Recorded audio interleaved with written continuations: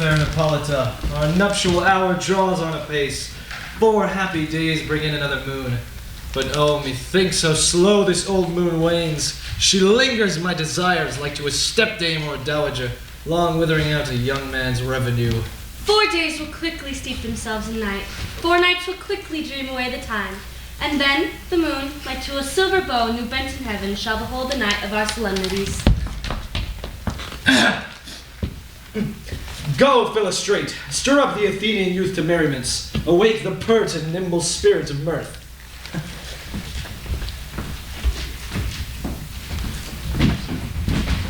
Happy Theseus, sorry and now due.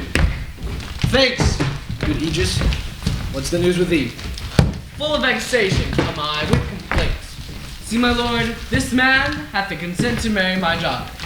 While my lord, this man has bewitched the bosom of my child, turned her obedience, which is due to me, to stubborn harshness. My noble duke, I beg the ancient privilege of the Athens thou may dispose of her, which shall either be to this man or to her death, according to our law immediately provided in that case. What say you, Hermia? Be advised, fair maid, to you your father should be as a god, one that composed your beauties. Demetrius is a worthy gentleman. So is Lysander.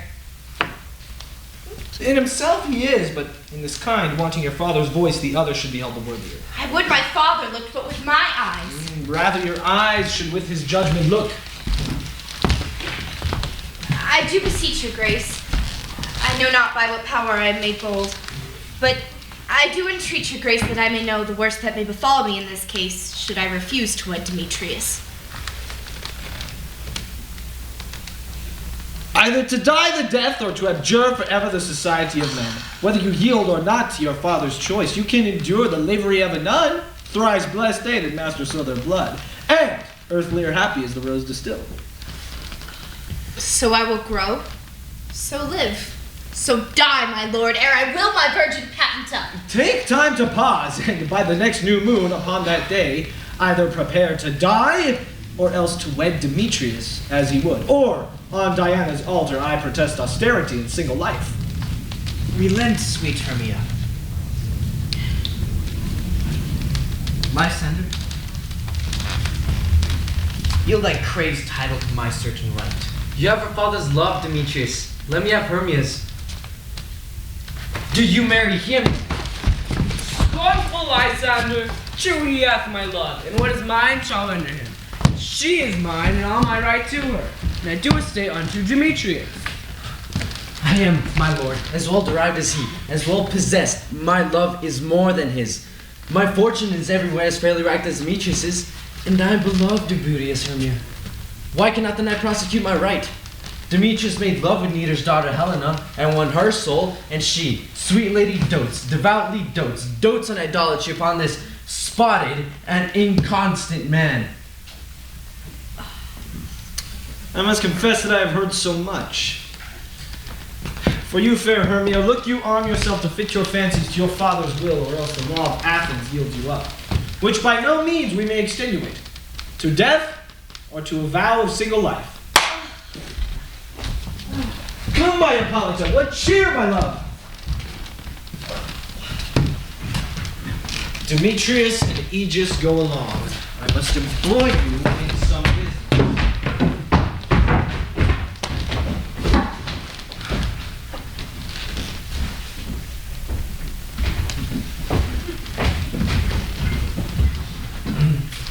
How now, my love? Why is your cheek so pale? How do the roses dare to fade so fast? Belike for want of rain, which I could well beteem them from the tempest of my eyes. Ay me, for aught that I could ever read or hear by tale of history, the course of love never did run so smooth. But either was different in blood, Oh, cross, too high to be enthralled too low. or else miscraft in respect of years, Oh, spite, too old to be engaged too young. or else it stood upon the choice of friends. Oh, hell, to choose love by another's eyes. Or, if there was sympathy in choice, war, death, or sickness they laid siege to it, making it momentary as a sound, swift as a shadow, short as any dream, brief as the lightning in a calling night, and ere a man hath the power to say, behold, the jaws of darkness do devour it up. So quick bright things come to confusion. If then true lovers ever have been crossed, it stands as an edict in destiny. Then let us teach our child patience, because it is a customary cross, as due to love as thoughts and dreams and sighs, wishes and tears. Poor fancy's followers.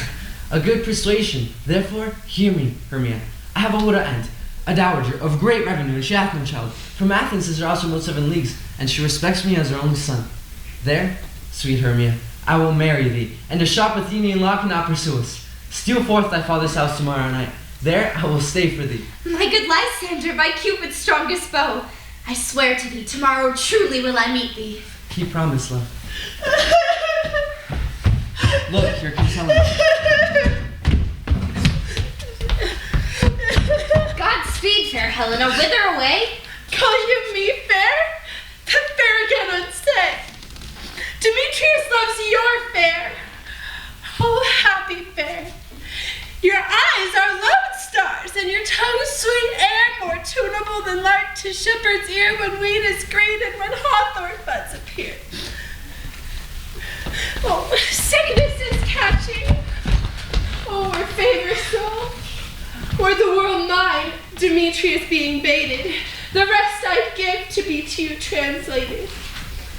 Oh, teach me how you look, and with what art you sway the motion of Demetrius's heart. I frown on him, yet he loves me still. Oh, that your frowns could teach my smiles such skill. I give him curses, yet he gives me love. Oh, that my prayers could such affection move. The more I hate, the more he follows me. The more I love, the more he hated me. His folly, Helena, is no fault of mine. None but your beauty. Would that fault were mine. Take comfort. He no more shall see my face, for my Lysander and myself shall fly this place. Helena, to your own mind's will unfold. Tomorrow night when Phoebe doth behold her silver visage in a watery glass, decking with a liquid pearl in the bladed grass, the time that lovers' flights doth still conceal, through Athens' gates we have devised to steal. And in the wood where often you and I, upon faint primrose beds were wont to lie, emptying our bosoms of their counsel sweet, there my Lysander and myself shall meet. And thence from Athens turn away our eyes to seek new friends in stranger companies. Keep word, Lysander. We must starve our sight from lovers' food till morrow deep midnight. I will, Hermia. Helena, adieu. As you on him, Demetrius dote on you. How happy some or other some could be. Through Athens I'm thought as fair as she. But what of that? Demetrius thinks not so. He will not know what all, but he do know. And as he errs, doting on Hermia's eyes, so I admiring those qualities. Things base and vile, holding no quantity, love can transpose to form and dignity. Love looks not with the eyes, but with the mind, and therefore is winged Cupid painted blind. For ere Demetrius looked on Hermia's eyes, he hailed down oaths that he was only mine. And when this hail some heat from Hermia felt, so he dissolved, and showers of oaths did melt. I will go tell him of fair Hermia's flight. Then to the woods will he tomorrow night pursue her. And for this intelligence, if I have any thanks, it is dear recompense. But herein mean I to enrich my pain, and have his sight thither and back again.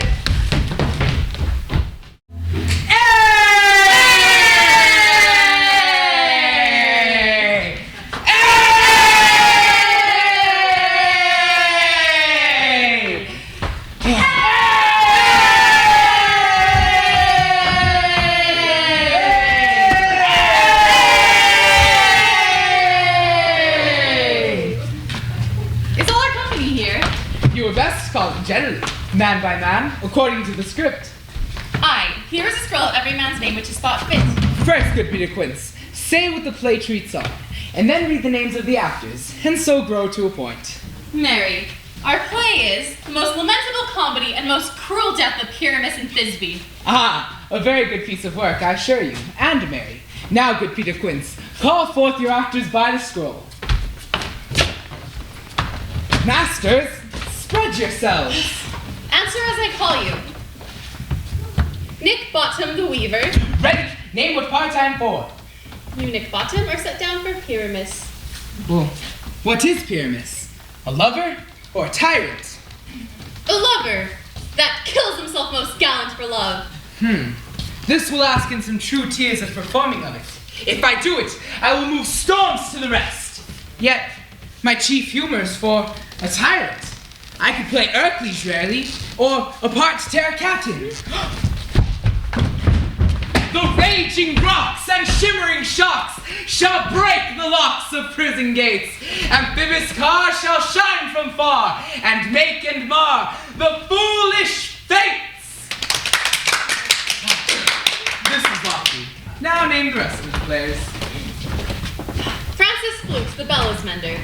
Here, Peter Quince. Flute, you must take Thisbe on you. Who is Thisbe? A wandering knight? It is the lady that Pyramus must love. Nay, faith, let me not play a woman. I have a beard coming, see? That's all one. You shall play it in a mask, and you may speak as small as you will. But it's just... and I might have my face. Let me play Thisbe too. I will speak in a monstrous little voice. Thisbe! Thisbe! No, you need to play Pyramus. And Flute, you Thisbe. Well, proceed. Robin Starveling the tailor. Here, Peter Quince. Starveling, you are set down for Thisbe's mother. Thompson out the tinker. Here, Peter Quince. You will play Pyramus' father. Myself, Thisbe's father. Snug the joiner, you the lion's part. And I hope yours is a play well fitted.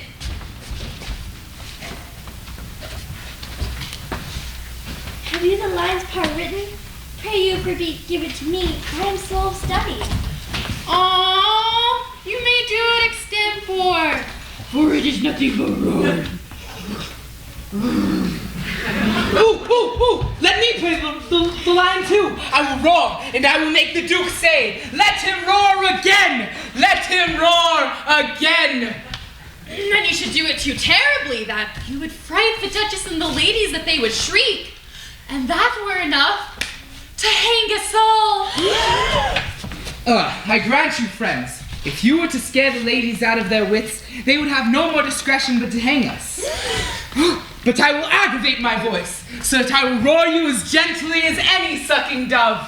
I will roar you, and I will twirl any nightingale. No, you must play Pyramus, for Pyramus is a sweet-faced man, a most lovely man as one would see in a summer's day, a most gentlemanlike man. Therefore, you need play Pyramus. Well, masters, here are your scripts, and I am to request you, desire you, and entreat you to come them by tomorrow night, and meet me in the palace wood a mile outside the town by moonlight. There we will rehearse, for if we were to do it in town, we would be plagued with company and our devices known. In the meantime, I will draw a bill of property such as this play wants. I pray you, fail me not. We will meet, and there we may rehearse most obscenely and courageously. Take pains, be perfect. Adieu. After the Duke's oak, we meet. Enough! Hold or cut bowstrings. Come now, spirit. Whither wander you? Over hill, over dale, through brush, through briar. Over park, over pale, through flood, through fire. I do wander everywhere, swifter than the moon's sphere, and I serve the fairy queen, to do her orbs upon the green. The cowslips tall her pensioners be, in those gold coat spots you see. Those be rubies, fairy favors, in those freckles live their saviors. I must go, seek some dewdrops here, and slip a pearl in every cowslip's ear. Farewell, thou love of spirits, I'll be gone. Our queen and all our elves come here and on. The king doth keep his revels here tonight.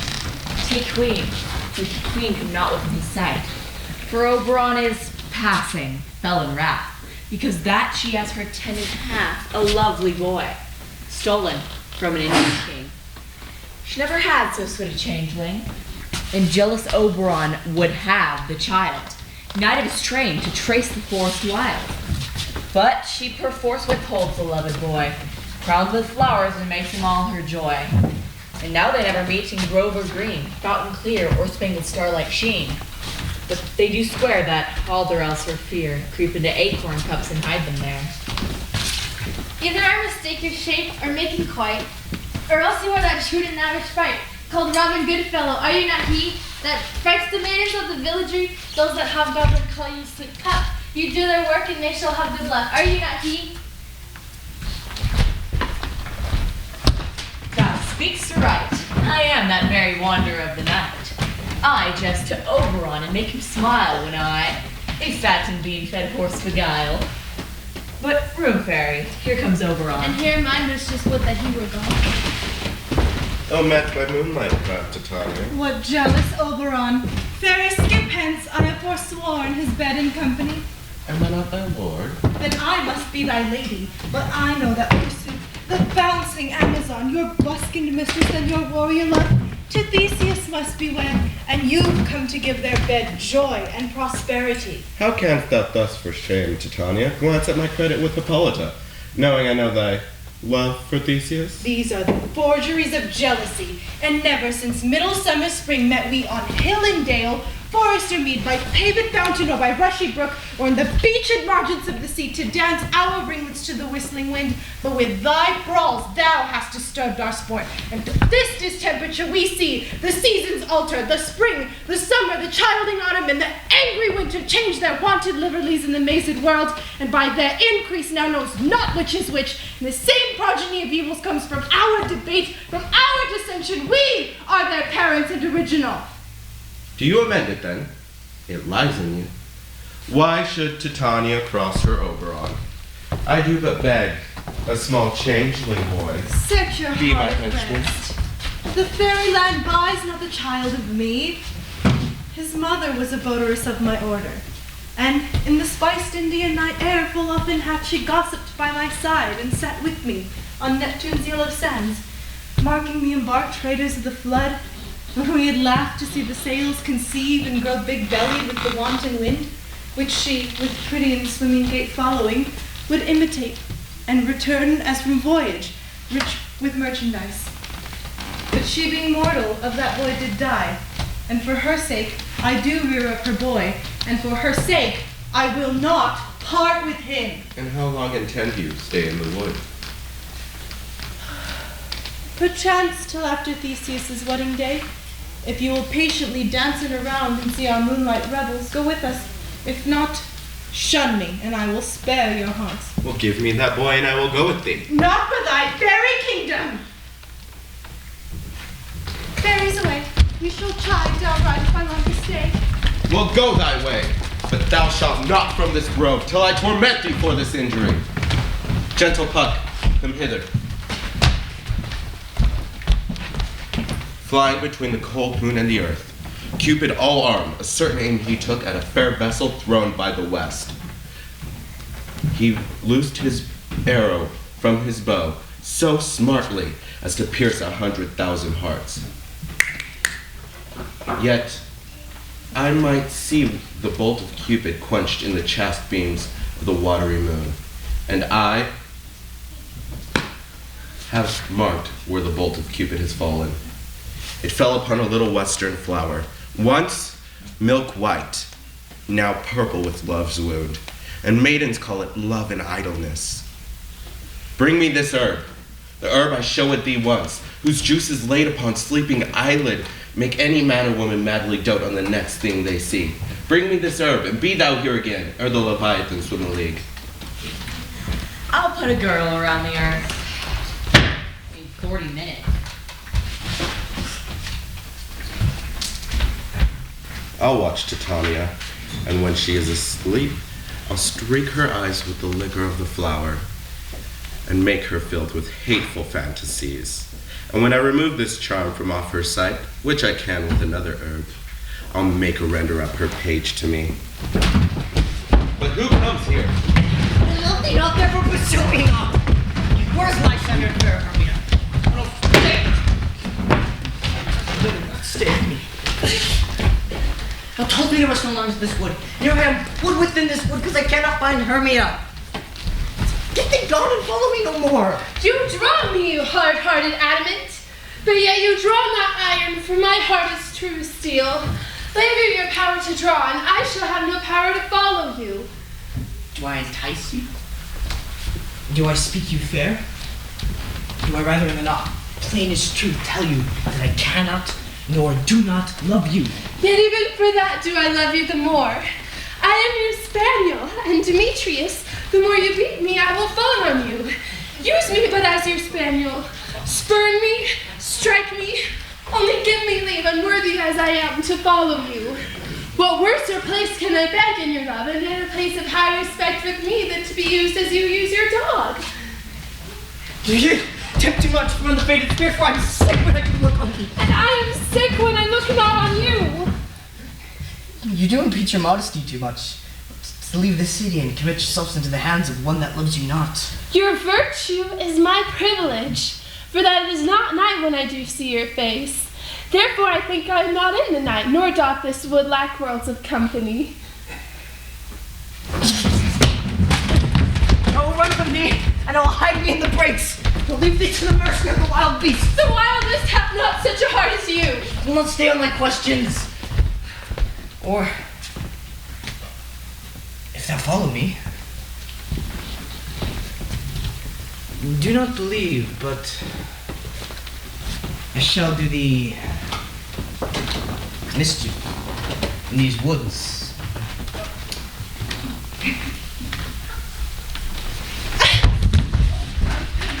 I am the temple, the field, the town. You do me mischief. Fie, Demetrius!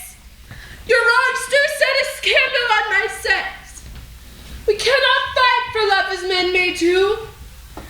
We should be wooed, and we're not made to woo. I'll follow thee and make a heaven of hell to die upon the hand I love so well. Fare thee well, nymph, ere he do leave this grove. Thou shalt fly him, and he shall seek thy love. Welcome, messenger. Hast thou the flower there? Aye, there it is. Pray thee, give it to me. I know a place where the wild thyme blows. There lies Titania sometimes of the night, lulled in those flowers with dances and delights. I shall streak her eyes with the liquor of the flower, but take thou some of it, and seek throughout this grove a sweet Athenian lady. She is in love with a disdainful youth. Anoint his eyes, so the next thing that he may espy may be that lady. Thou shalt know them by their Athenian garment. Be thou here again ere the first cock crow. Fear not, my lord. Your servant shall do so.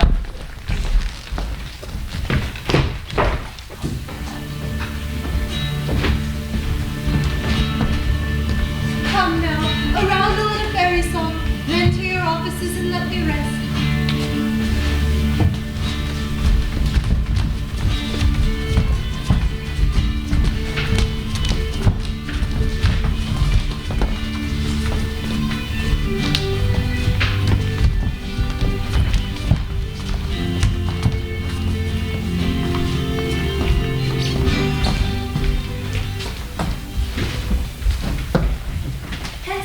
All is well. One aloof stands sentinel.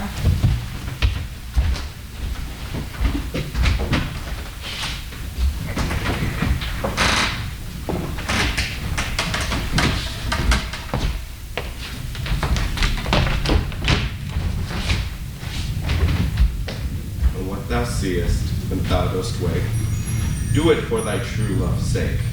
Love and language for his take, be it ounce or cat or bear, or part or boar with bristled hair.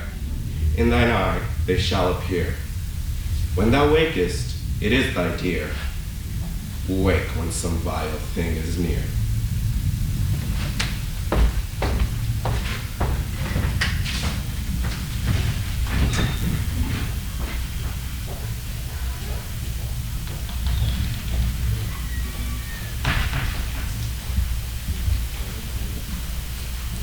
Fair love, you faint with wandering in the wood, and to speak troth, I forgot our way.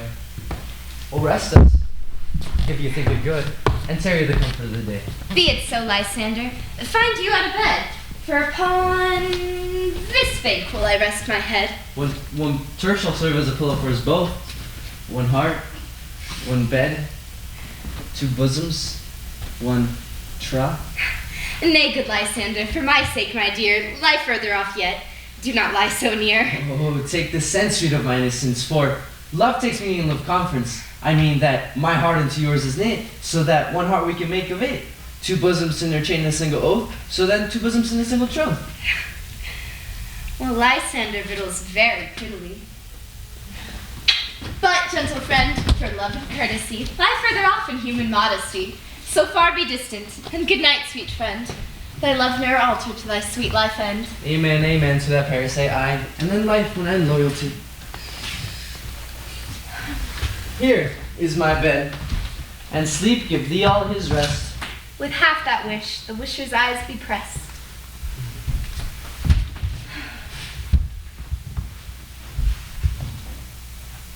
Through forest have I gone, but Athenian found I none, on whose eyes I might have proved this flower sports in stirring love. Night of silence.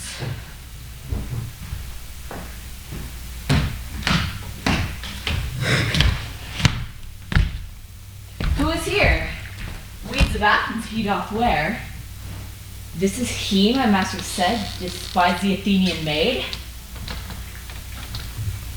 And hear the maiden sleeping sound on the dank and dirty ground.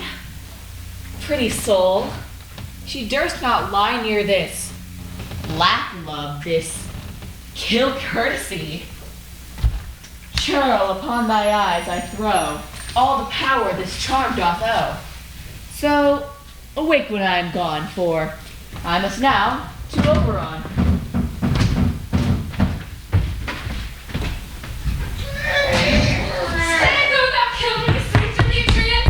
Charge the ends, do not harm me thus. Oh, wilt thou darkly leave me? Do not so. Stay on thy peril, I alone will go. Oh, I am out of breath from this hot chase. The more my prayer, the lesser is my grace. Happy is Hermia wheresoe'er she lies, for she hath blessed and attractive eyes. How came her eyes so bright? Not with salt tears, if so mine are oftener washed than hers. But what is this? Lysander on the ground, dead or asleep. See no blood, no wound. Lysander, if thou live, good sir, awake. And run through fire I will for thy sweet sake. Transparent Helena, nature shows art, and through thy bosom I can see thy heart. Where's Demetrius? Oh, how fit a word is that valiant to perish on my sword. Do not say so, Lysander. Say not so. What though he love your Hermia, Lord, what though? Yet Hermia still loves you. Then be content. Content with Hermia? No, I do repent the tedious minutes whither I have spent. Not Hermia, but Helena I love.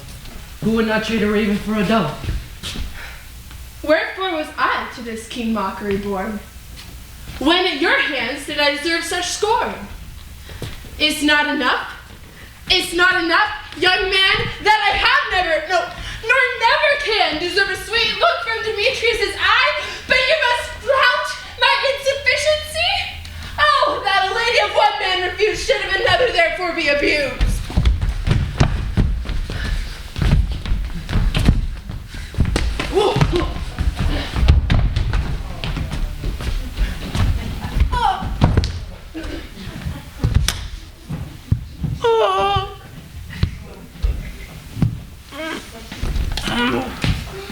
She sees not Hermia. And Hermia sleeps out there. And never mayest Lysander come near. And for as the surf out of the sweetest things in all my powers of love and might, to honor Helen and to be her knight.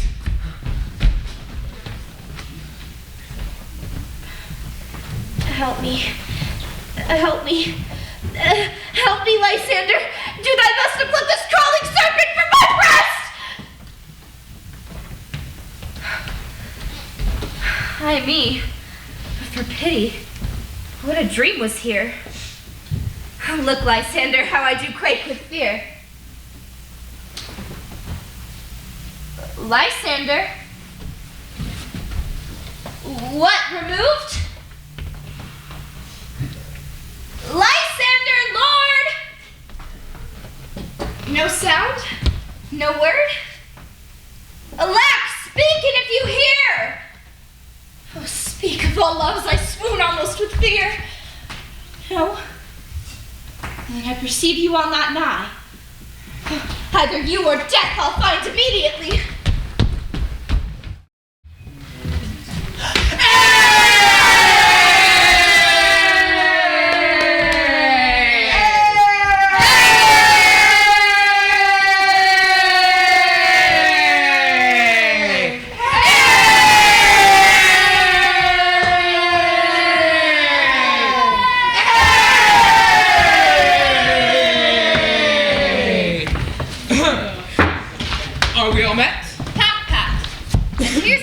Convenient place for our rehearsal. This green plot shall be our stage, the halt the rigor tiring house, and we will do it here in action as we will do it before the Duke. Peter Quince. What sayest thou, Bully Bottom? There are things in this comedy of Pyramus and Thisbe that will never please. First, Pyramus must draw a sword to kill himself, which the ladies cannot abide. How answer you that? By Larkin a pair to spear. I believe we must leave the killing out when all is done. Nay, I have a device to make all well. Write me a prologue, and let the prologue seem to say, we will do no harm with our swords, and that Pyramus is not killed indeed. And for the more better assurance, tell them that I, Pyramus, am not Pyramus, but Bottom the Weaver. This will put them out of fear.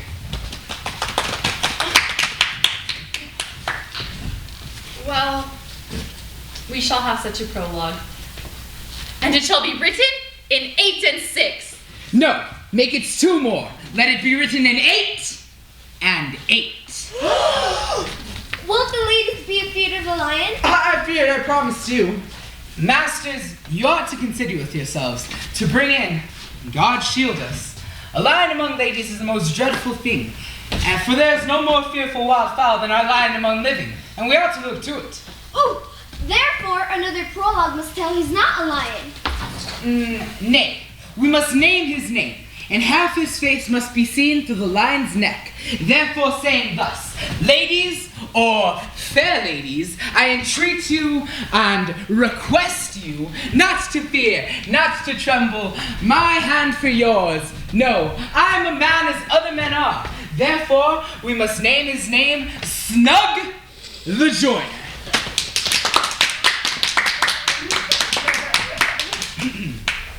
Well, it shall be so. But there is 2 hard things. That is to bring moonlight to a chamber. For as you know, by moonlight do Pyramus and Thisbe meet. Oh, doth the moon shine the night we play our play? Well, look in the almanac. Look in the calendar. Find out moonshine. Find out moonshine. Oh, I think I know how to... There we go. It's just... Yes, it doth shine that night. Well, may we leave a window where we play open. Aye, or else one must come in with a bush of thorns and a lanthorn and says he comes to disfigure or present the person of moonshine.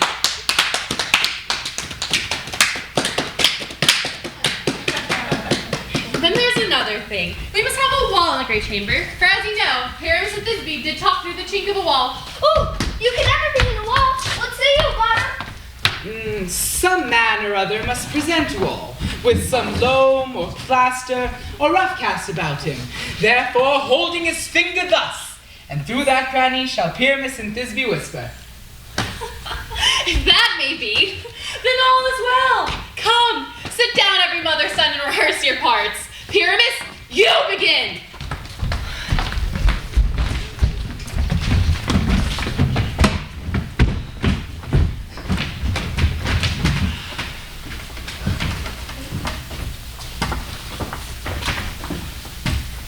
What hempen homespuns have we here, so near the cradle of the fairy queen? play toward. I'll be an auditor, and after 2 perhaps if I see cause. Speak, Pyramus! Thisbe sent for. Thisbe, the flowers of odious savior sweet. Odors. Odors. Odors. Odors. But ha, the voice! I will to thee appear. Stay but here a while. A straighter Pyramus than ever played here. Must I speak now? Aye, marry, must you? You must understand that he goes but to see a noise that he heard, and is to come again. Ah.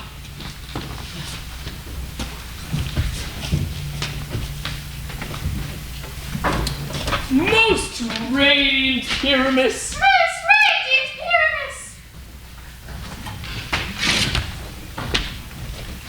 Most radiant Pyramus. Lily white of hue. The canoe. Color.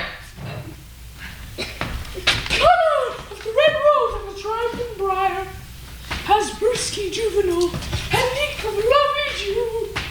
As truest horse. I would never tire. I meet thee at Ninny's tomb. Ninus tomb. Why, you must not speak that yet. That you answer to Pyramus. You speak all your part at once, cues and all. Pyramus, enter! Your cue is past. It is never tired.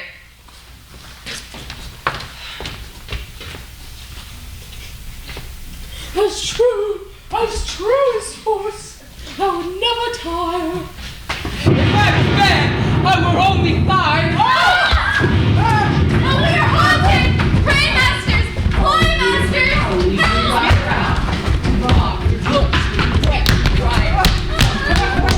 Sometime a hound, a hog, a headless bear. Sometime a lion, and neigh and bark and grunt and roar and roar. Like horse, hound, hog, bear, fire, at every turn. Why do they run? This is to make a fool of me. If they could.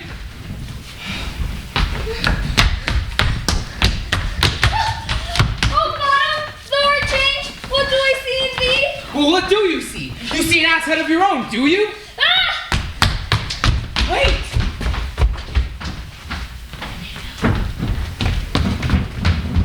Ah, Peter Quinn! Ah! Bless thee, bottom! Bless thee! Thou art translated! Well, I see their knavery. This is to make a fool of me, if they could. But I will not stir. I will walk up and down here and let them hear I am not afraid. And I will sing. The ouzel cock so black the fuel with orange shardy bill. An angel wakes me from my flowery bed. When with it to quill. La la la la la la la la. Nay. I pray thee, gentle mortal, sing again. For mine ear is much enamored of thy note, and so is mine eye enthralled to thy shape. And thy fair virtues, voice for voice, doth move me on first note to say, to swear, I love thee. Methinks you have little reason to say that. For love and reason keep little company together nowadays. I can leak upon occasion. Thou art as wise as thou art beautiful. If I had wit to get out of this wood. Out of this wood do not desire to go, whether thou wilt or no, for I am the fairy of no common rate, and the summer still doth tend upon my state. And I do love thee, therefore go with me, and I will give thee fairies to attend on thee. Peas, blossom, cobweb, moth, and mustard seed. Ready, and I, And I, and I, Where shall we go? be kind and courteous to this gentleman, hop in his walks and gambol in his eyes, feed him apricots and dewberries, and pluck the wings from painted butterflies, to fan the moonbeams from his sleeping eyes.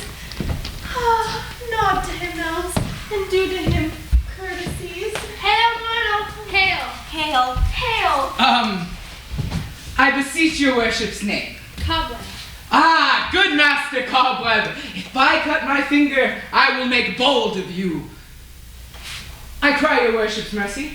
Peas, blossom. Ah, good master Peas Blossom, introduce me to Mistress Squash, your mother, and Master Pumpkin, Your father.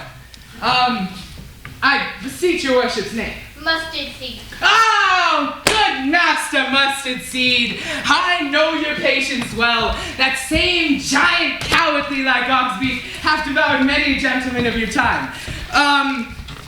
Good day. Come up! Tie up my lotus, come and lead him to my bower. Leave him silently.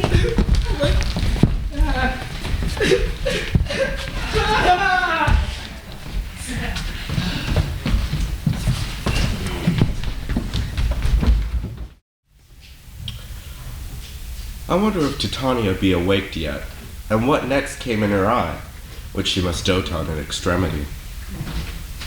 Hello, Robin. What night rule about the haunted grove? My mistress with a monster is in love. Keep going. Near her close and consecrated bower, while she was in her dull and sleeping hour, a crew of patches, rude mechanicals, that worked for bread upon Athenian stalls, were met together to rehearse a play, intended for great Theseus' nuptial day. The shallow thickskin of that barren sort, who pyramids presented in their sport, forsook a scene and entered in a bray. When I did him at this advantage take, an ass's knoll I fixed upon his head. Anon, his Thisbe must be answered.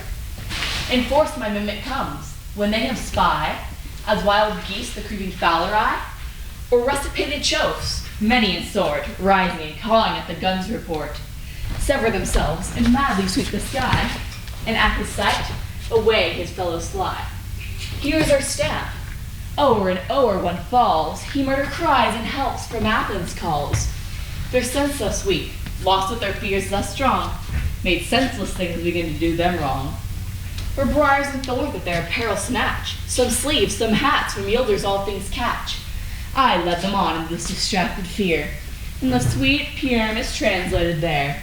When in that moment, so it came to pass, Titania waked, and straightway loved an ass. An ass? Why, this falls out better than I could devise. But hast thou yet latched the eyes of the Athenians as I did bid thee do? I took him sleeping, that is finished too, and the Athenian alone by his side, that, when he waked, of force she must be eyed. Stand close, this is the same Athenian. This is the woman, but this be not the man. Why rebuke you one that loves you so? Place a bitter breath on your bitter foe. Now I but chide, but I should use thee worse. For thou, I fear, hast given me cause to curse. If thou hast slain Lysander in his sleep, being o'ershoes in blood, plunge in the deep and kill me too. The sun was not so true unto the day as he to me. Would he have stolen away? It cannot be, but thou hast murdered him. And so should a murderer look, so dead and grim. So should the murdered look. So should I. Pierced to the heart with your stern cruelty. Yet you, the murderer, stand as bright and as clear as yonder Venus in her shimmering sphere. What's this to my Lysander? Demetrius, wilt thou give him to me? I'd rather give his carcass to my hounds. Out, you dog! Thou cur, thou drivest me past the bounds of maiden's patience. Hast thou slain him then? Henceforth never be numbered among men.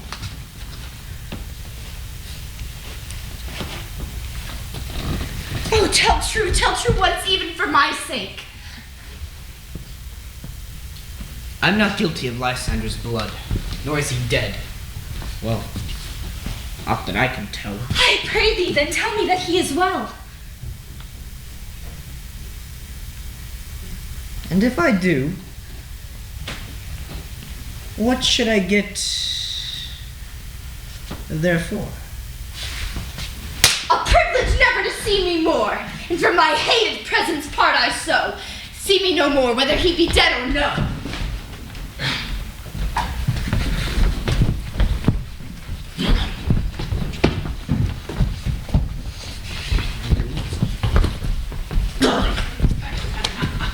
Following her in this mispressed vein. Here therefore a while I will remain.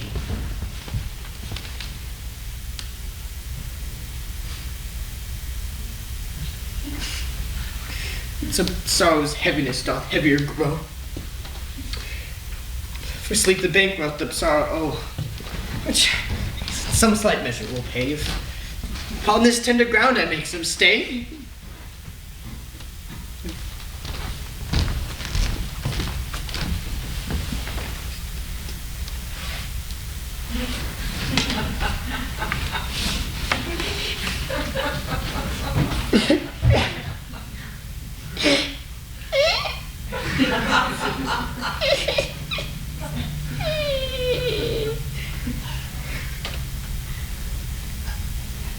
Thou hast mistaken quiet, and laid this love juice on some true love's sight.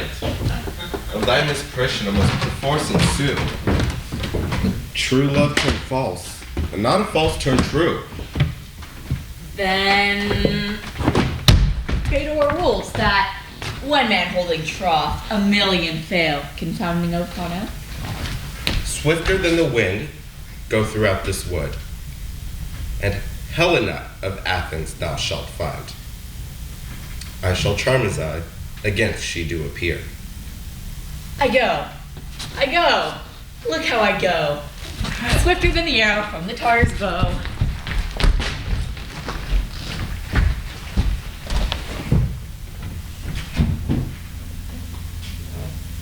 And flower of this purple dye, sink into the apple of his eye. And when his love he doth espy, let her shine as gloriously as the Venus of the sky.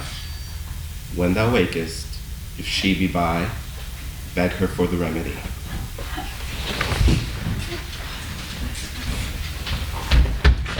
Captain of our fairy band, Helena's here at hand and the youth, mystic by me, pleading for a lover sweet.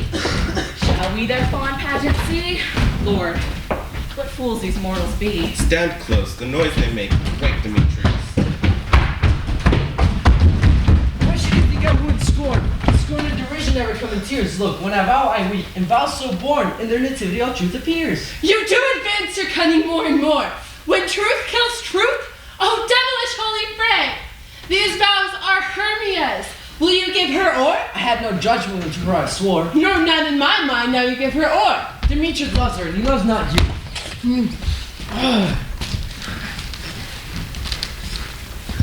Oh, Helena, goddess, nymph, perfect divine, what should I compare thine eye? Crystal is muddy, oh, wet and show. Thy lips, as tempting cherries doth tempting grow. Pure congealed white, high tar snow, fan to the eastern wind turns to a crow. Oh, when thou holds up thy hand, let me kiss this princess of pure white, this seal of bliss. Oh, spite! Oh, hell! I see you're all bent to set against me for your merriment.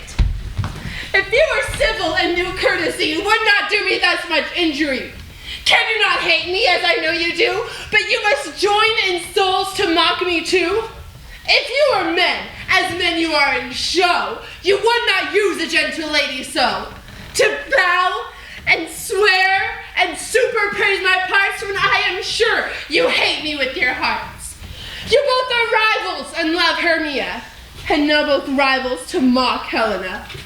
A trim exploit, a manly enterprise to conjure tears up into poor maid's eyes with your derision. None of noble sort would so offend a virgin and extort a poor soul's patience, all to make you sport. You're unkind, Demetrius, be not so, for you love Hermia. This you know, I know, and here, with all goodwill, with all my heart, in Hermia's love, I yield you upon my part. Never do mockers waste more idle breath. Lysander, keep thy Hermia. I will none. If e'er I loved her, all that love is gone. My heart to her as a guest wise sojourned. Now to Helena is it home returned. Helen, it is not so. Sparse the fate thou dost not know. To thy peril thou shalt buy it dear. Look, when thy love comes, yonder is thy dear. Dark night that from the eye dysfunction takes, the ear more quick of apprehension makes, and wherein it doth impair the seeing sense, it paid the hearing double recompense. Thou art not by mine eye, Lysander, found. Mine ear, I think, it brought me to thy sound. But why unkindly didst thou leave me so? Why should he stay, whom love doth press to go? What love could press Lysander from my side? Lysander's love, who would not let him bide? Fair Helen, who more in guilds tonight than all your fire yeos and eyes alike. Why seekest thou me? Could this not make thee know the hate I bear that made me leave thee so? You speak not as you think. It cannot be. Lo, she is one of this confederacy. Now I perceive they have conjoined all three to fashion this false sport in spite of me. Injurious Hermia, most ungrateful maid, have you conspired? Have you with these contrived to bait me with this foul derision? Is this the counsel that we two have shared? The sisters' vows? The hours we have spent? And will you rend our ancient love asunder to join with men in scorning your poor friend? 'Tis not friendly. It is not maidenly. Our sex, as well as I, may chide you for it, though I alone do feel the injury. I am amazed at your passionate words. I scorn you not. It seems as though you scorn me. Have you not set Lysander, as in scorn, to follow me and praise my eyes and face? And made your other love, Demetrius, who even but now did spurn me with his foot, to call me goddess, nymph, divine and rare, precious and celestial? Wherefore speaks he this to her he hates? And wherefore doth Lysander deny your love, so rich within his soul and tender me, forsooth, affection, but by your setting on, by your consent? I understand not what you mean by this. I do persever. Counterfeit sad looks make mouths upon me when I turn my back. Wink at each other, hold the sweet jest up. This sport well carried shall be chronicled. If you had any pity, grace, or manners, you would not make me such an argument. But fare ye well. 'Tis partly my own fault which death or absence soon shall remedy. Stay gentle, Helena. Hear my excuse. My life, my soul, fair Helena. Oh, excellent! Sweet, do not scorn her so. She cannot entreat. I can compel. Thou canst compel no more than she entreat. Thy threats have no more strength than her weak prayers. Fair Helena, I love thee. By my life I do. I swear that by which I will lose for thee to prove it false that I love thee not. I swear I love thee more than he can do. If thou says so, withdraw and prove it. Yes, quick, come. Lysander, we're too tense all this. Away! No. Come make us as he come, but then come not. And thou art a tame man. Hang off, thou thing, thou bird, thou thing let loose, or I'll shake thee from me off like a serpent. What change is this? Why are you grown so rude? Sweet love. Thy love? Out! Tawny Tower, out! Outload medicine? Do you not jest? Yes, sooth, and so do you. Demetrius, I will keep my word with thee. Well, I would if I had your bond, for I perceive a weak bond holds you. I'll not trust your word. What? Should I hurt her, kill her, strike her dead? Although I hate her, I'll not harm her so. What greater harm could thou do but hate? Hate me? Wherefore? Am I not Hermia? Are you not Lysander? Am I not as fair now as I was erewhile? Since night you loved me. Yet since night you left me. Why therefore you left me? Oh, the gods forbid in earnest shall I say. I by my life, I never did desire to see you more. So be out of hope, of question, of doubt. Be certain nothing truer. 'Tis no jest that I do hate thee and love Helena.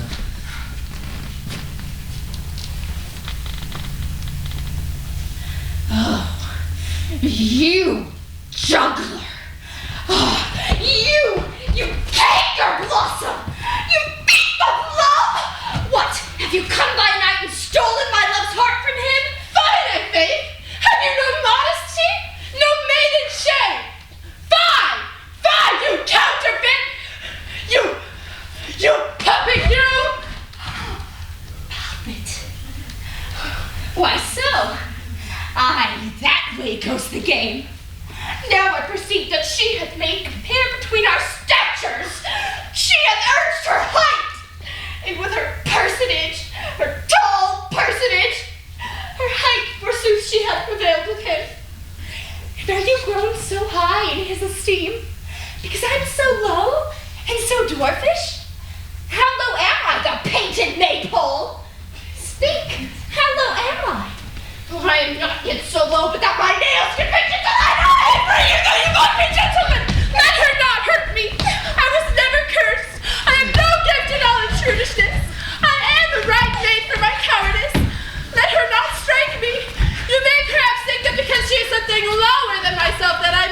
her. Lower, hark again!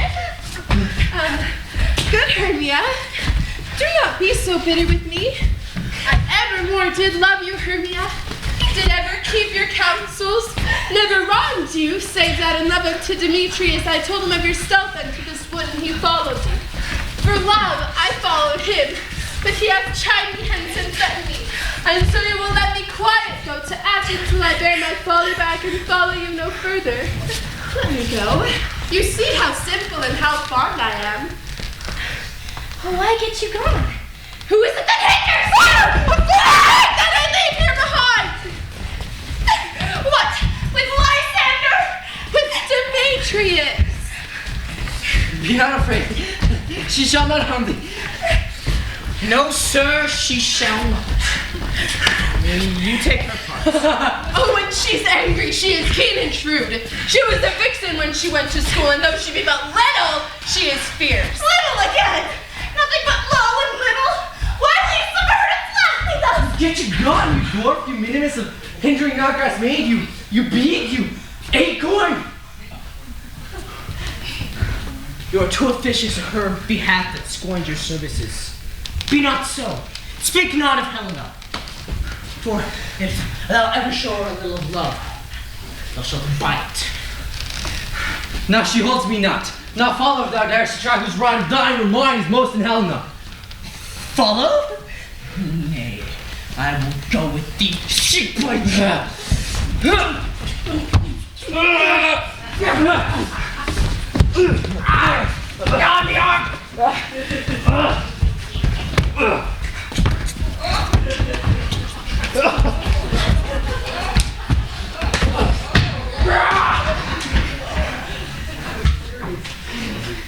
You mistress! All of this toil is long of you! Get it! No more! I no longer trust you! I no in your guys' company! Your hands are fire! My legs are longer though! Turn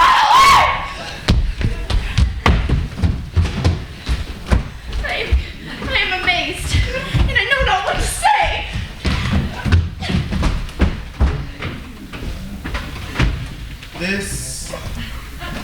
This is thy negligence, or else thou committest these knaveries willfully. Believe me, King of Shooters, you're Mr. Did you not tell me I should know the man by the Athenian garment he had on?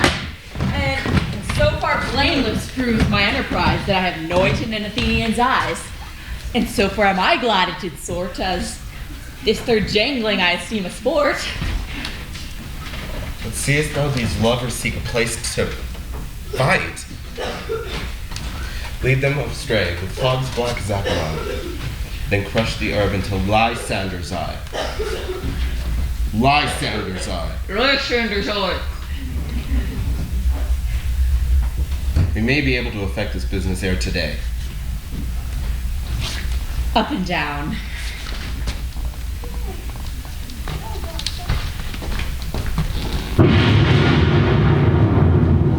Up and down, up and down. I will lead them up and down. I am feared in field and town. Goblin, lead them up and down. Here comes one. Where art thou, proud Demetrius? Speak thou now! Drawn and ready. Where art thou? How will be with these strengths? Follow me then, to plainer ground.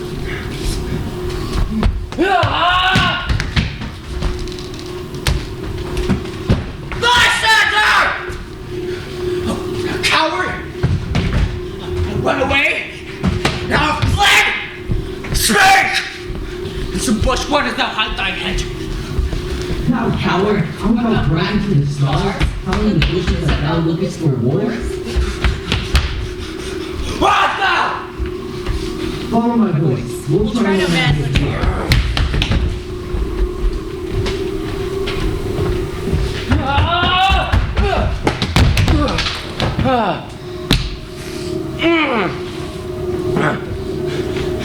He goes before me, yet and he still dares me on. Where he come, I did come. Faster he did fly, and here I am falling in the dark, uneven way. He'll rescue me.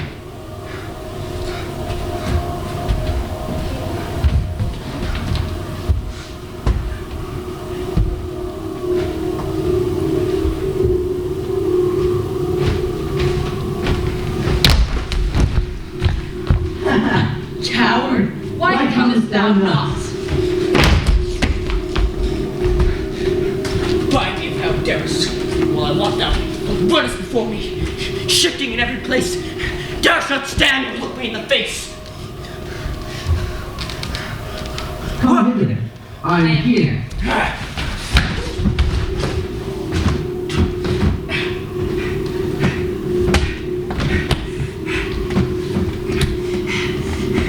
Nay, thou mockest me. Slip by this deer, if ever my daylight face I see. Go that way! Fate is constricts me to measure out my length upon this cold bed. For days approach! Look to be visited!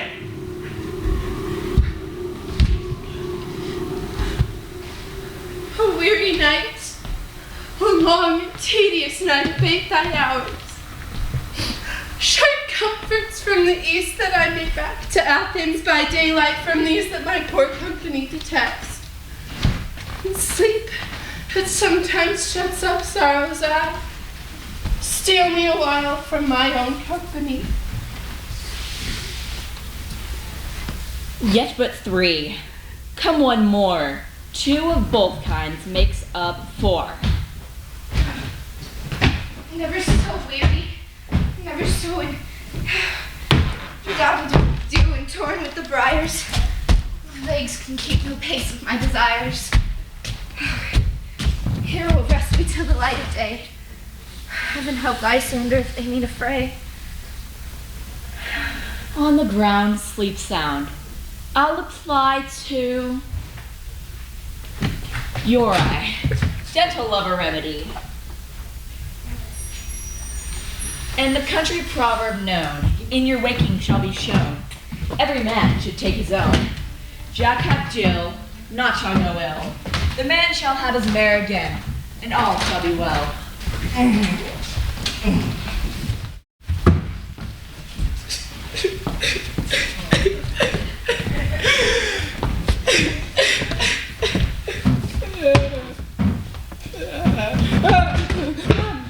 Lay thee down upon this flowery bed, while I thy amiable cheeks do coy, and stick musk roses in thy sleek smooth head, and kiss thy fair large ears, my gentle joy. Where's Peas Blossom? Ready? Scratch my head, Peas Blossom. Where's Monsieur Cobweb? Ready? Good, monsieur. Get me your knife in hand, and kill me a red hip humblebee at the top of a thistle, and bring me back a honey bag. Where's Monsieur Mustard Seed? Ready? Good, monsieur. I pray your worship's mercy. What if you will? Nothing but to help Calvary Cobweb to scratch. Oh, thank you. Lord, wilt thou hear some music, my sweet love? No, I have a marvelously good ear in music. How about the tongs and the bones? Or say, sweet love, what thou desirest to eat? Truly a peck of provender. I can munch on some good dry I oats. shall have a venturous fairy seek the squirrel's hoard and fetch thee new nuts. I pray you, let none of your people stir me. I have an exposition of sleep come upon me. Sleep then, and I will wind thee in my arms. Fairies be gone, and be always away. So doth the woodbine and the sweet honeysuckle gently entwist the female ivy, so enrings the barky fingers of the elm. Oh, how I love thee! Oh, how I dote on thee!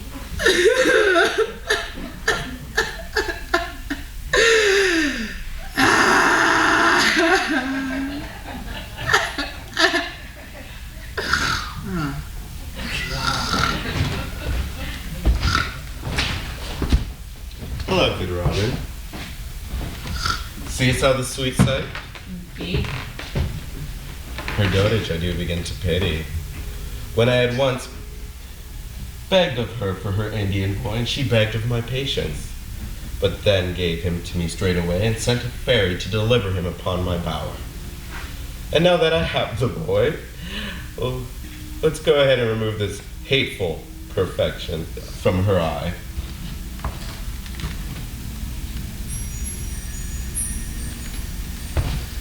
My Oberon, what visions I have seen.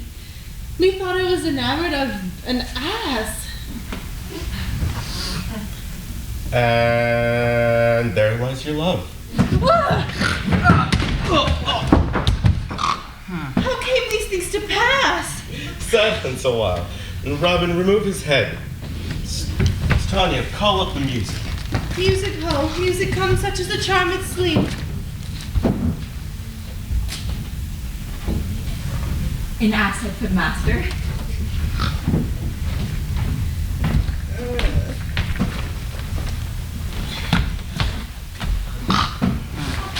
Now when thou wakest, with thine own fool's eyes, peep!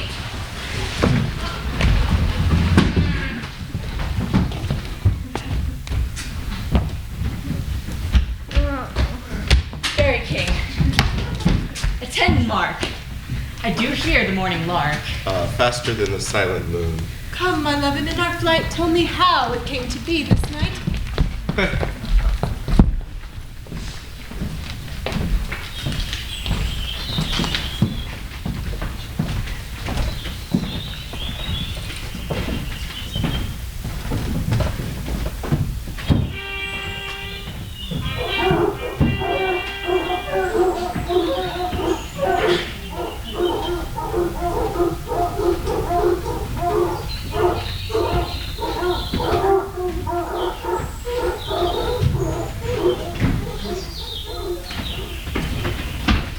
My hounds are bred out of the Spartan kind, so blue, so sanded, and their heads are hung with beam.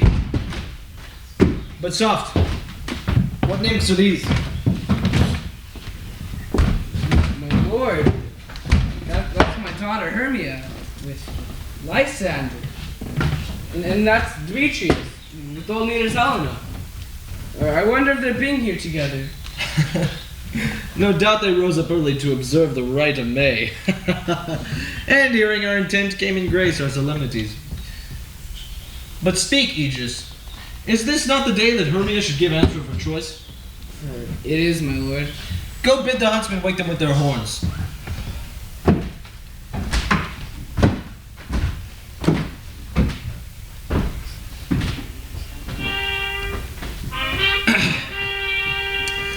Good morrow, friends. Say.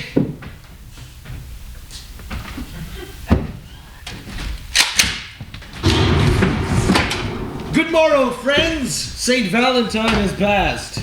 Begin these woodbirds but to couple now? Pardon, my lord. I pray you all stand up. I know you two are rival enemies. How comes this gentle concord in the world that hatred is so far from jealousy? To sleep by hate and fear no enmity. My lord, I shall reply amazingly, for half sleep, half waking, I truly cannot say how I got here. But, for I would say, and I do bethink it is, that me and Hermia did escape from Athens, where we might, without the peril of Athenian law. Fair Helena told me of their stealth, and in a fury I followed them hither. Fair Helena in a fancy following me. I wot not by what power. By some power it seems. My love to Hermias is melted as the snow, and all the fairness and idleness of my heart, the object of pleasure in mine eyes, only Helena. Fair lovers, you are fortunately met, for of this discourse we more will hear anon. Aegis, I will overbear your will to the temple by and by with us. These couples shall eternally be knit. Come, Hippolyta.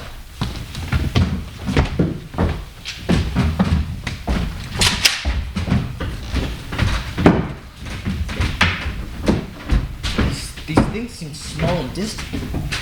Methinks I see these things with parted eye, yet everything seems double. So methinks. And I have found Demetrius like a jewel. Mine own and not mine own. Do you not think that we sleep? That we dream? Was it not the Duke that just bid us to follow him? Yea, and my father. And Hippolyta. And he did bid us to follow to the temple. And then we are awake. Let us follow him. And by the way, let us recount our dreams.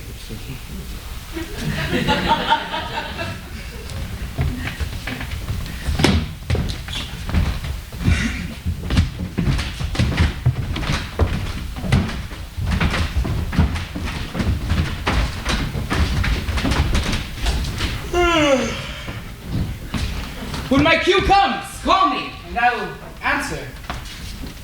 Hey ho! Peter Quince? Starveling? Snout the Tinker?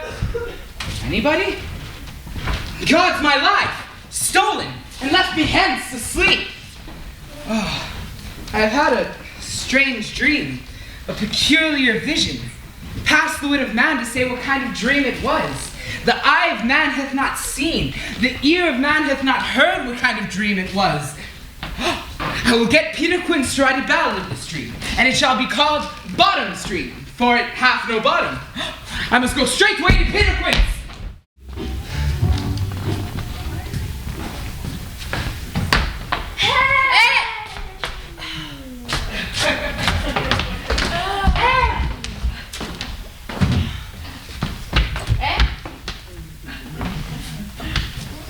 Have you sent to Bottom's house? Has he come home yet? Cannot be heard of. Out of doubt he's transported. If he not come, then the play is marred. It goes not forward, doth it? It is not possible. There is not a man in all of Athens able to discharge Pyramus but he.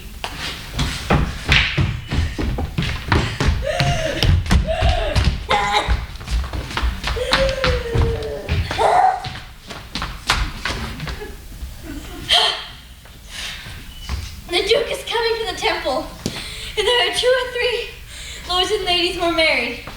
If our sport had gone forward, we'd all be made men. Oh, bully Bottom. He would have won 6 a day in Pyramus. If he'd not, I'll be hanged. Bottom. 6 a day in Pyramus or nothing. Where are these hearts? Where are these lads?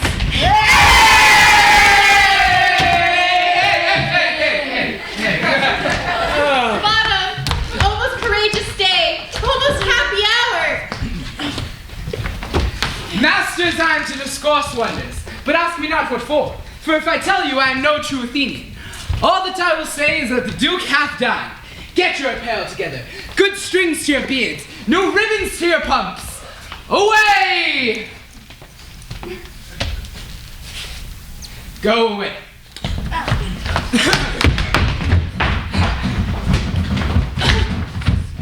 Right.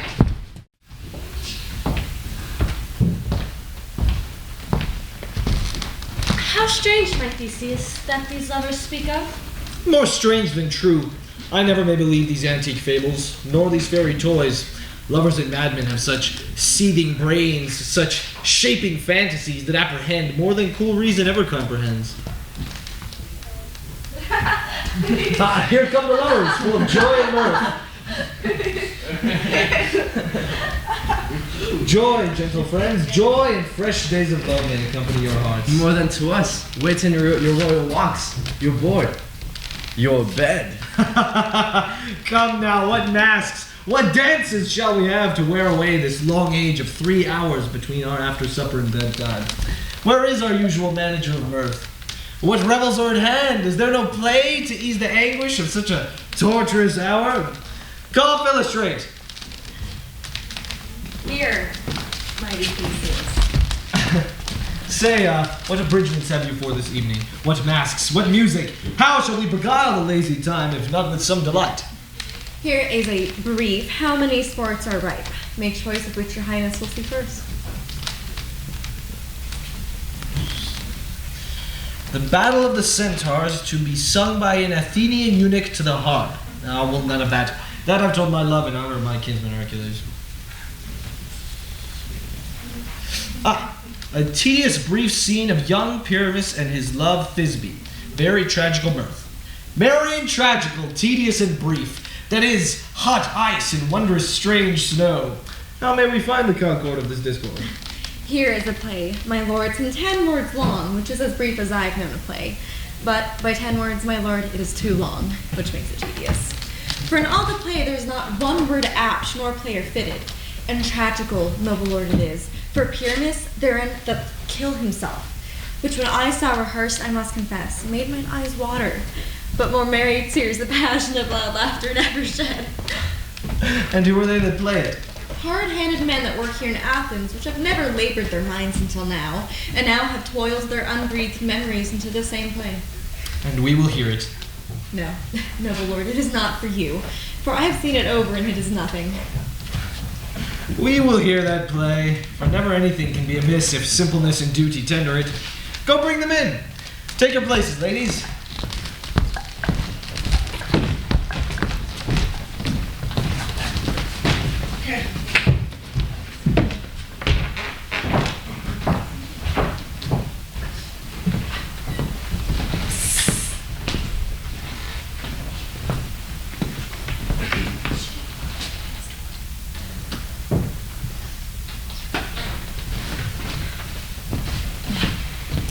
Ladies and gentlemen, the prologue is addressed. Let them come forth.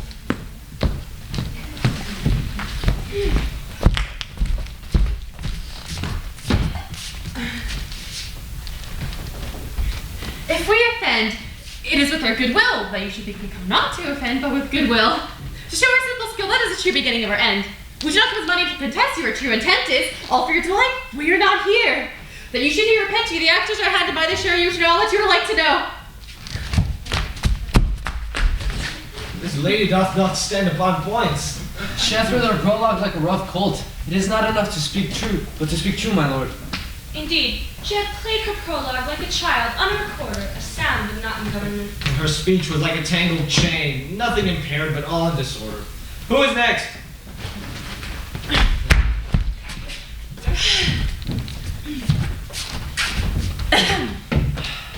Gentles, perchance you wonder at the show, but wonder on till truth makes all things plain. This man is Pyramus, if you would know. This beauteous lady Thisbe is certain. This man with lime and rough cast doth present wall, that vile wall through which these lovers did sunder, and through wall's chink poor souls they are content to whisper. At the which let no man wonder. This man, with lanthorn dog and bush of thorn, doth present moonshine. For as ye know, by moonshine do these lovers think no scorn. To meet at Nimus' tomb, they are there to woo. This man which lion hight by name, the trusty Thisbe coming first by night, did scare away, or rather did affright.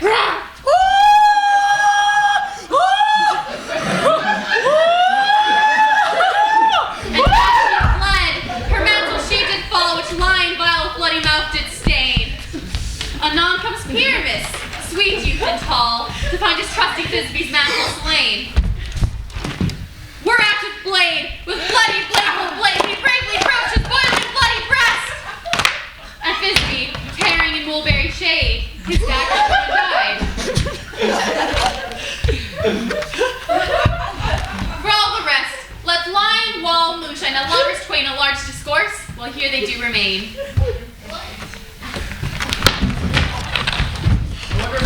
To speak. No wonder, my lord. One mind may when many asses do. In this same interlude, it doth befall that I, once not by name, present a wall. And such a wall I have you think that had in it a holy chink, which the lovers, Pyramus and Thisbe, whispered often very secretly. Would you desire line and hair to speak better? 'Tis the wittiest partition that I e'er heard discourse, my lord. The Pyramus draws near the wall. Silence. Oh night with hue so black, I fear my Thisbe's promises forgot. And thou, O wall, O sweet and lovely wall, show me thy chink for mine eye to blink so I can hear my Thisbe's face. Thanks, courteous wall. Jove shield thee for this. But no Thisbe do I see. Curse be thy stones for thus deceiving me. The wall, methinks being sensible, should curse again. No. In truth, sir, he should not. Deceiving me is Thisbe's cue to enter. You shall see it fall pat as I told you. Woo! Yonder she comes. Woo!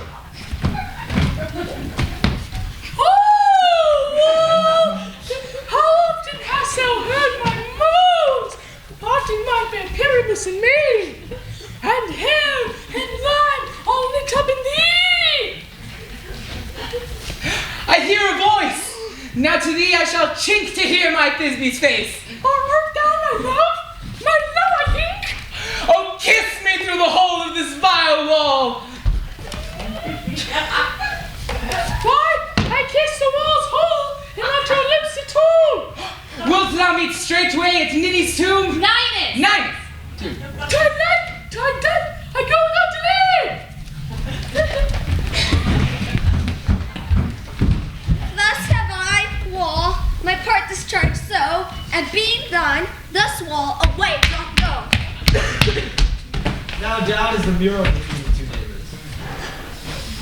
No wonder, my lord, when walls are so keen to be heard without a warning.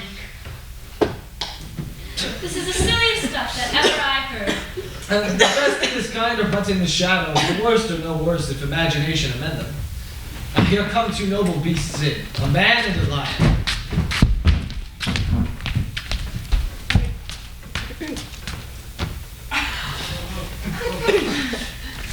You ladies, yous who gentle hearts do fear, the smallest monstrous mouse that creeps on floor, may never chance both quake and tremble here, when lion, rough and wildest rage, doth roar. They know that I, once none the joiner, and the lion fell, as the lion's fan. For if lion, come in to strive, into this place, for pity, on my life.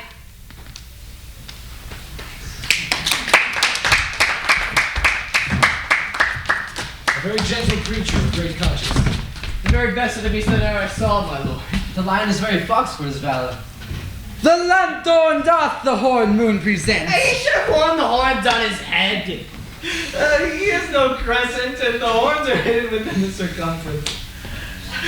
The lanthorn doth the horn moon presents. I, myself, the man in the moon, do seem to This be. is the greatest error of them all. The man should be in the lantern. How else is the man in the moon? All I have to say is to tell you that the lanthorn is the moon. I, the man in the moon. This thorn bush, my thorn bush. This dog, my dog. Oh, they should be in the lanthorn, for they're in the moon.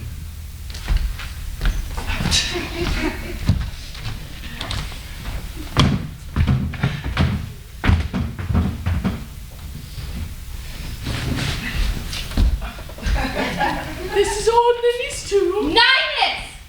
Ninny's tomb. Where, my love? Well, what line? Well run, Thisbe. Well shown, moon. Truly the moon shines with a good grace. And so the lion vanished. And then came Pyramus. Oh, sweet moonshine. I thank thee for shining oh so bright on this night. I thank thee for thy glittery gleams.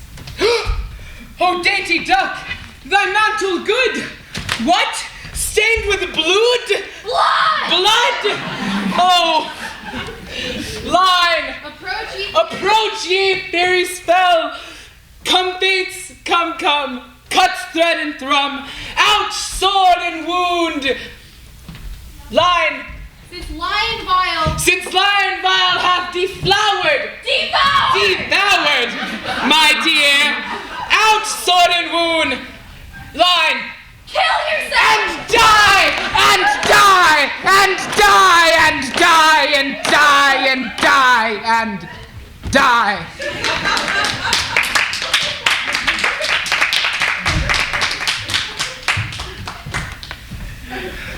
Now I am dead.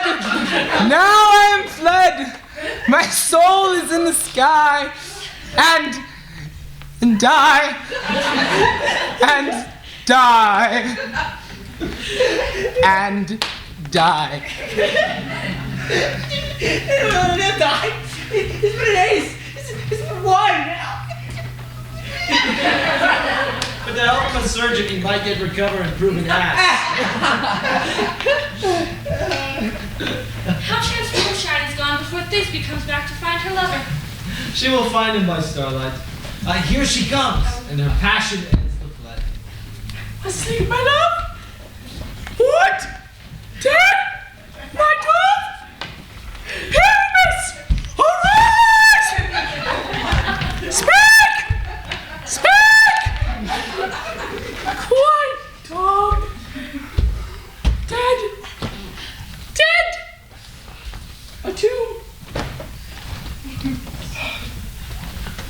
Must cover thy sweet eyes. These sweet lips. This cherry red nose. These yellow cowslip cheeks. Which are gone! Gone! Lovers make moan! His eyes were as green as leeks. Oh, sisters, breathe! The hand is pale as milk. Line him in gore! For I am sure his tears were a thread of silk. Tongue, not a word. Come, trusty sword. My breast to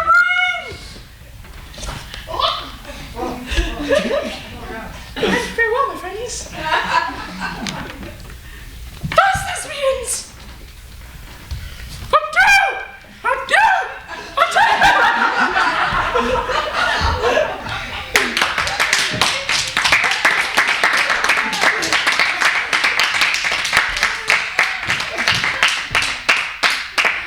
And Moonshine and Lion are left to bury the dead. Aye, and the waltzer. No, assure you, the wall which parted their fathers is down. Will it interest you to see an epilogue, or hear a Bergamask dance, or see a Bergamask dance? No epilogue, I pray. But your play needs no excuse. Never excuse. When the players are all dead, there needs none to be blamed. And so it is truly, and very notably, discharged.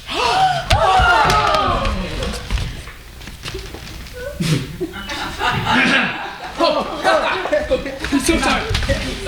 Let your epilogue alone. Thank you.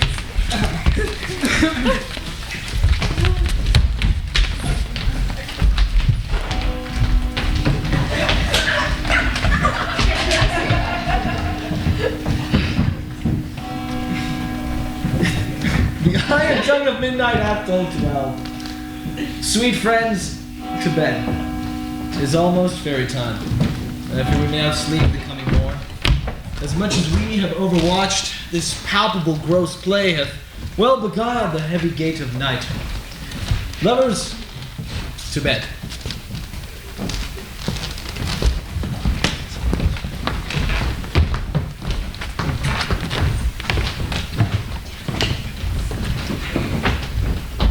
Now the hungry lion roars, and the wolf behouse the moon, whilst the heavy plowman snores, all with weary task foredone.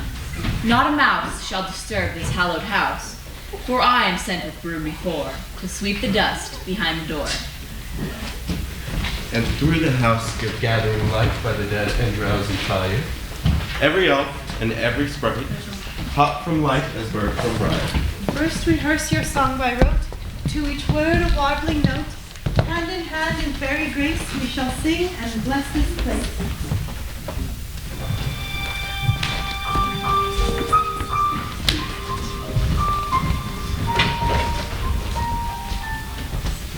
Now until the break of day, through this house we carry drift. The best ride that will be was by us on Paso KIDS. We issue their 2 days of publication.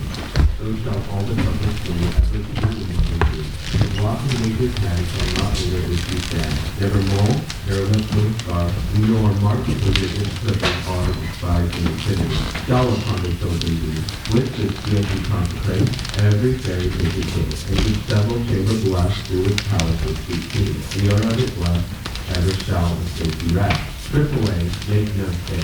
Meet me all my visitors. If we shadows have offended, think but thinks, and all is mended. That you have but slumbered here while these visions did appear. And this weak and idle theme, no more yielding, but a dream. Gentles, do not reprehend. If you pardon, we shall mend. Now to escape the serpent's tongue, we will make amends ere long, else the buckle-lighter call. So, good night unto you all.